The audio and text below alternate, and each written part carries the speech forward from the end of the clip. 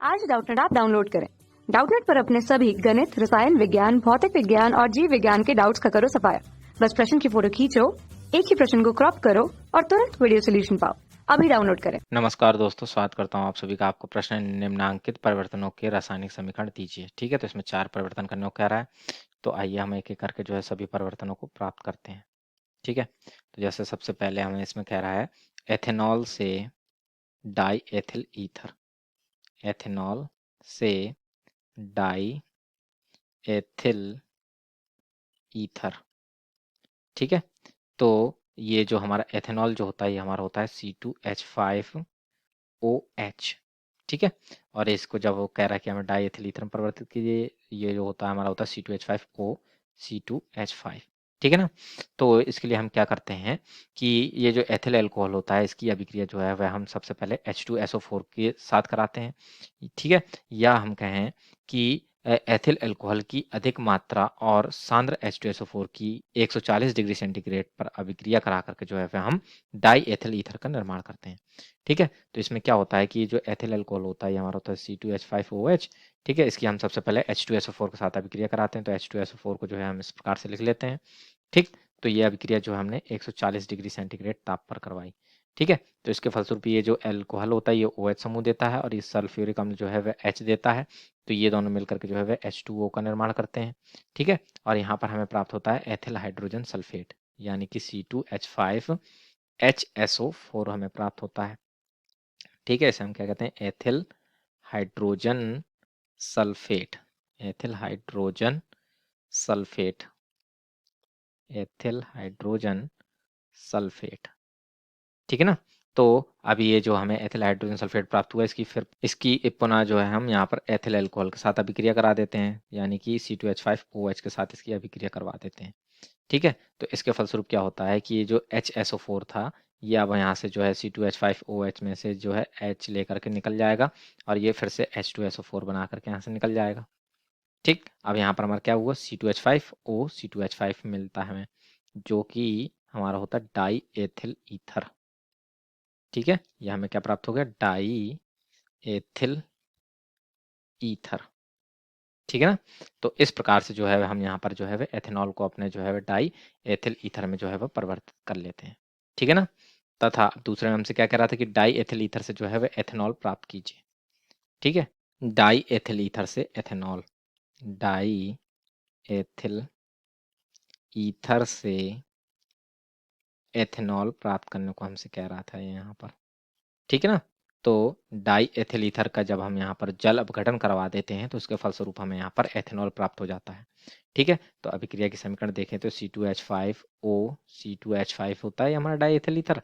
इसकी हमने जो है वह H2O के साथ अभिक्रिया कराई, तो इसको हम यहाँ पर लिख सकते हैं H प्लस OH माइनस, या हम इसे लिखते हैं HOH। ठीक है, तो इसके साथ जब हम अभिक्रिया कराते हैं तो इसके फलस्वरूप क्या होता है कि C2H5O जो है वह जल के जो है वह हाइड्रोजन को ग्रहण करता है और C2H5OH का निर्माण करता है। और ये दूसरा जो C2H5 है ये OH से मिलकर के जो है फिर C2H5OH का ही निर्माण करता है। तो इस प्रकार से जो है हमें यहाँ पर प्राप्त हो जाता है एथेनॉल। ठीक है, यानी कि ईथर का जल अपघटन कराने पर जो है वह हमें अल्कोहल प्राप्त हो जाते हैं। ठीक, तो इस प्रकार से जो है हम यहाँ पर अपने डाई एथिल ईथर से जो है वह एथेनॉल को प्राप्त कर लेते हैं। ठीक है, तो ये दूसरा परिवर्तन भी हमने प्राप्त कर लिया।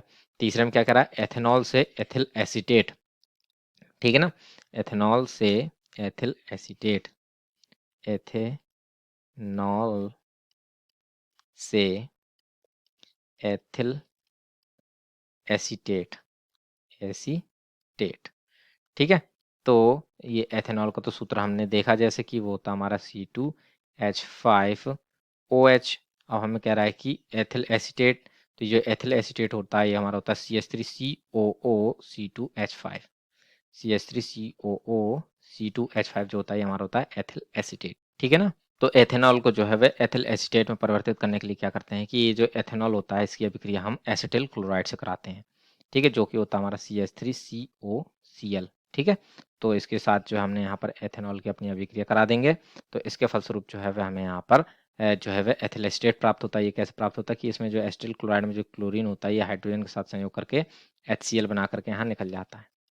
ठीक है, ये हमारा क्या है, एसिटिल क्लोराइड, एसिटिल क्लोराइड। ठीक है ना।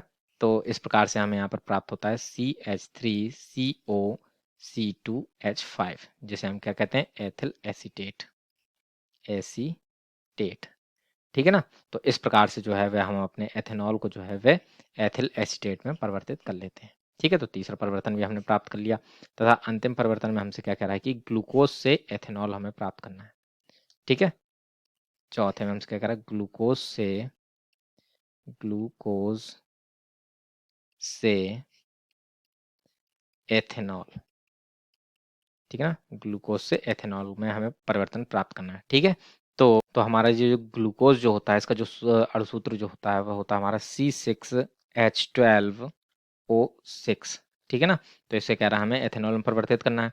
ठीक, तो इसके लिए हम क्या करते हैं कि किण्वन की अभिक्रिया कराते हैं ग्लूकोज की। ठीक है ना, तो जाइमेज एंजाइम की उपस्थिति में जो है वह जो ग्लूकोज होता है वह हमारा एथिल अल्कोहल में परिवर्तित हो जाता है। ठीक, तो जैसे कि अभिक्रिया के समीकरण देखें तो C6H12O6, ठीक है ना, C6H12O6 जो है, ठीक है, इसको हमने जो है जाइमेज एंजाइम की उपस्थिति में जो है वह अभिकृत किया। ठीक है, यानी कि इसमें जो है जाइमेज एंजाइम मिला दिया। ठीक है, एंजाइम। ठीक, तो इसके फलस्वरूप जो क्या होगा, ये ग्लूकोज जो है ये हमारा यहाँ पर अपघटित होगा और ये एथिल अल्कोहल का निर्माण कर देगा। यानी 2 अणु यहाँ पर जो है हमें एथिल अल्कोहल के प्राप्त होते हैं और जो है 2 अणु जो है वह कार्बन डाइऑक्साइड के प्राप्त होते हैं। ठीक है, तो इस प्रकार से जो है हम अपने ग्लूकोज को जो है वह एथेनॉल में परिवर्तित कर लेते हैं। ये हमारा क्या है, एथेनॉल, और ये है हमारा ग्लूकोज।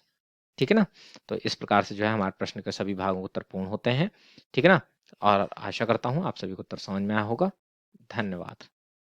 कक्षा 6 से 12वीं से लेकर नीट, IIT, JEE वो एडवांस के लेवल तक 1 करोड़ से ज्यादा छात्रों का भरोसा।